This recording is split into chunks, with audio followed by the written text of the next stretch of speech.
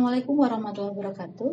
Pada kesempatan kali ini kami ingin menceritakan tentang pengalaman kegiatan pengabdian kepada masyarakat kelompok kami yang dilaksanakan di Desa Pantai Bahagia, Kecamatan Muara Gembong, Kabupaten Bekasi, Provinsi Jawa Barat.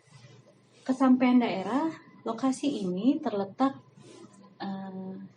di Kabupaten Bekasi sebelah utara, berbatasan langsung dengan Laut Jawa, di mana lokasi ini ada di sebelah ujung, jadi hampir tidak tersentuh oleh masyarakat pada umumnya. Jarak tempuh dari kampus STT-PLN ke lokasi penelitian kurang lebih sekitar 5 jam, dimulai dari perjalanan darat dengan menggunakan mobil pribadi dari STT-PLN sampai dengan kota Kabupaten Bekasi kurang lebih sekitar 2 jam perjalanan. Kemudian dari kota Bekasi, dari Kabupaten Bekasi ke Kecamatan Muara Gembong, kami tempuh dengan waktu kurang lebih 2 jam lebih 45 menit dengan menggunakan kendaraan roda 4. Sampai di sana, kami melaksanakan beberapa kegiatan.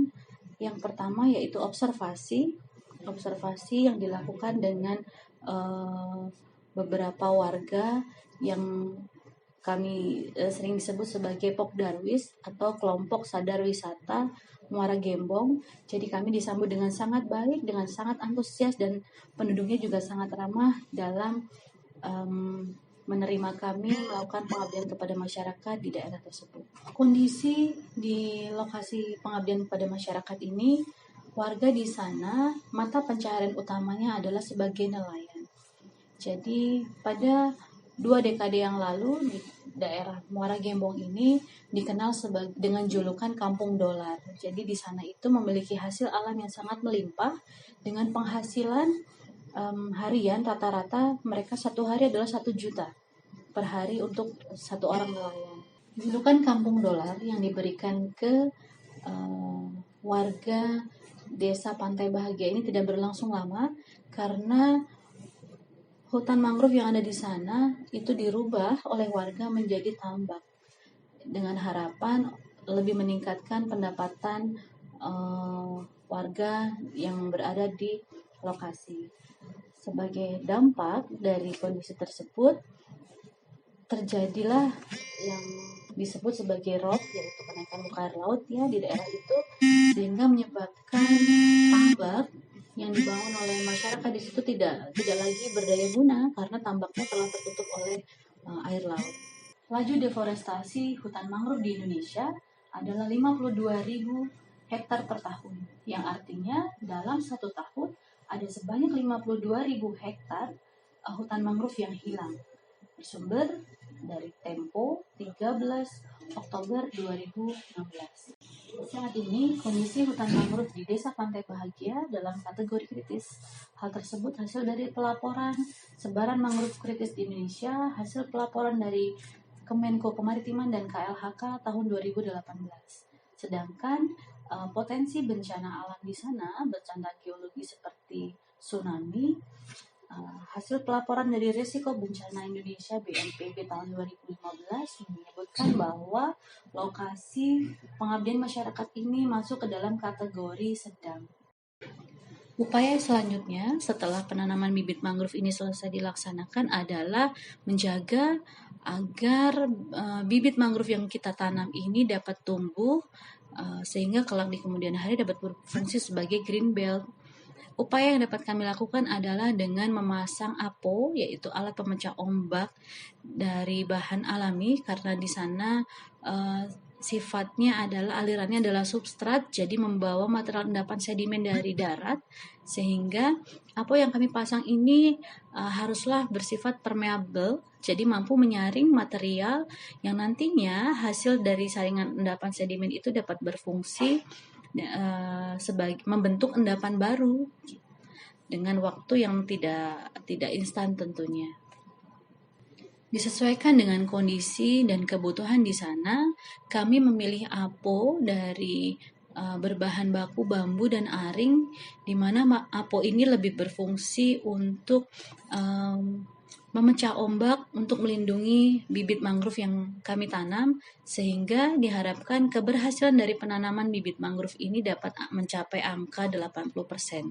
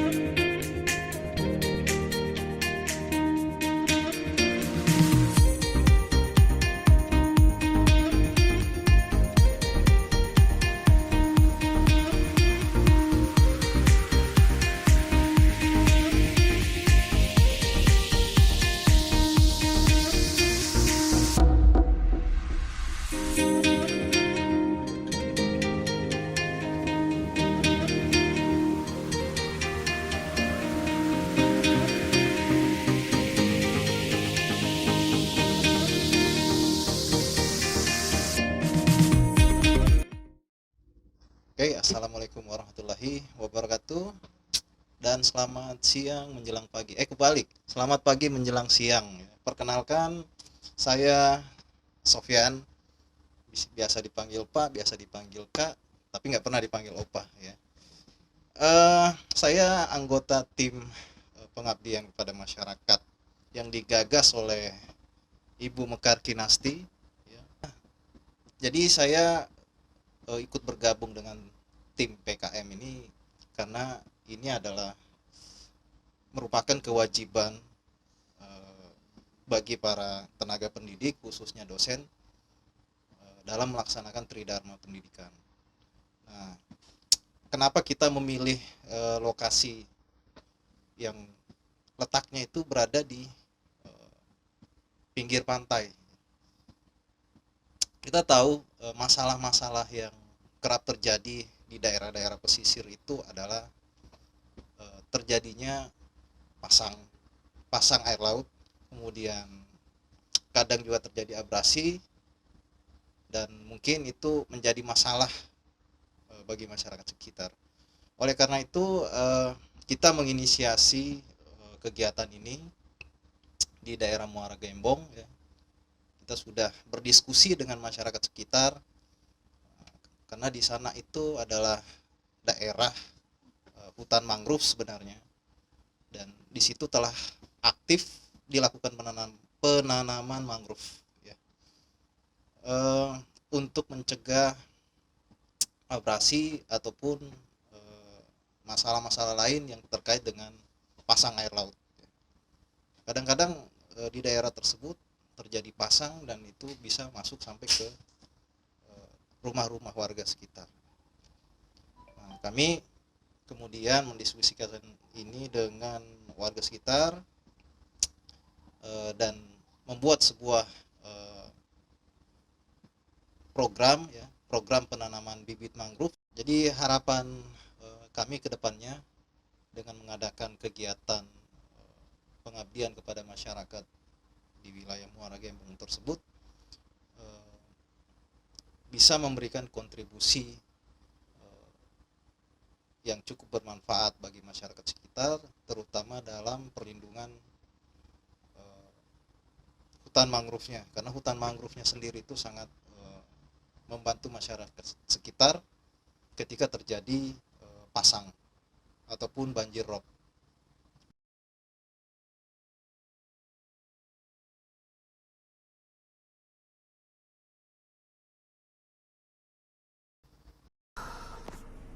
Bismillahirrahmanirrahim. Assalamualaikum warahmatullahi wabarakatuh. Perkenalkan, nama saya Endah Lestari. Kami dari tim sipil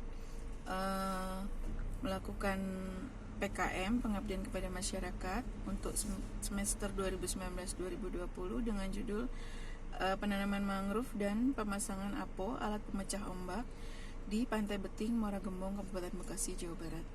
Adapun manfaat daripada hutan mangrove, salah satunya yaitu untuk mengendapkan lumpur-lumpur di akar pohon, khususnya pohon bakau, sehingga dapat mencegah terjadinya intrusi air laut ke daratan. Selain itu juga sebagai penyaring alami dari bahan kimia yang dapat mencemari laut seperti minyak dan deterjen. Sedangkan APO, alat pemecah ombak atau biasanya kita sebut breakwater, itu fungsinya adalah untuk mengendalikan abrasi yang menggerus garis pantai. Adapun pengalaman yang bisa di-share pada PKM kali ini, salah satunya adalah jarak tempuh yang cukup jauh, kurang lebih 100 km. Selain itu juga akses jalan yang sempit ya, karena memang jalan kampung ya. Jadi untuk masuk ke lokasi itu cukup sulit ya, tapi cukup seru juga. Selain itu share pengalaman yang kedua adalah kita menyusuri Sungai Citarum ya, kurang lebih itu 1 jam, dan itu cukup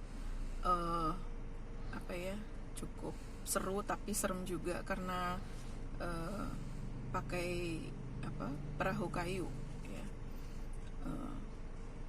Selain itu share yang lain, pengalaman yang paling menarik, kita bisa langsung ke hutan mangrove ya. Bisa melihat penanaman mangrove secara langsung ya. Dan kita juga bisa langsung melihat pemasangan APO, alat pemecah ombak, secara langsung. Nah, itu di situ merupakan pengalaman yang sangat baru buat saya, terutama sehingga bisa menambah pengetahuan, menambah manfaat ya, juga bagi saya pribadi dan juga insya Allah nanti bagi desa Muara Gembong. Semoga bermanfaat apa yang sudah kita buat di sana ya, insya Allah. Dan semoga PKM ini bisa terus berlanjut di semester-semester yang akan datang.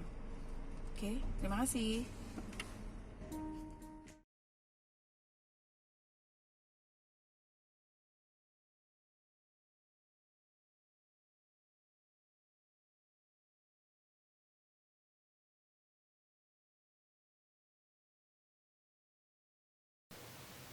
Awalnya memang saya sangat melelahkan dengan perjalanan panjang untuk menempuh desa tersebut karena berada di pelosok dari daerah Bekasi. Namun rasa lelah yang saya rasakan sebelumnya itu hilang saat melihat para warga yang masih tinggal di sana semangat dalam memperbaiki keadaan desa tersebut. Mereka mulai menanam mangrove di kawasan pantai untuk mengurangi dampak dari bencana tersebut. Harapan saya kepada desa ini, semoga mangrove yang kami tanam baik dari warga ataupun tim kami dapat tumbuh dengan baik sehingga dapat mengurangi dampak dari bencana alam yang ada. Seperti yang kita ketahui bahwa pohon mangrove ini adalah banyak sekali manfaatnya, terutama untuk pencegahan erosi dan abrasi di pinggir pantai atau pesisir pantai. Kemudian juga seperti yang saya sebutkan sebelumnya, untuk pembuatan makanan dan minuman, ada dodol di sana, ada dodol sama sirup juga. Dan saya telusuri internet setelah itu, katanya sih banyak manfaatnya yang kita dapatkan dari sirup mangrove tersebut. Nah, itu sih pengalamannya cukup sekian.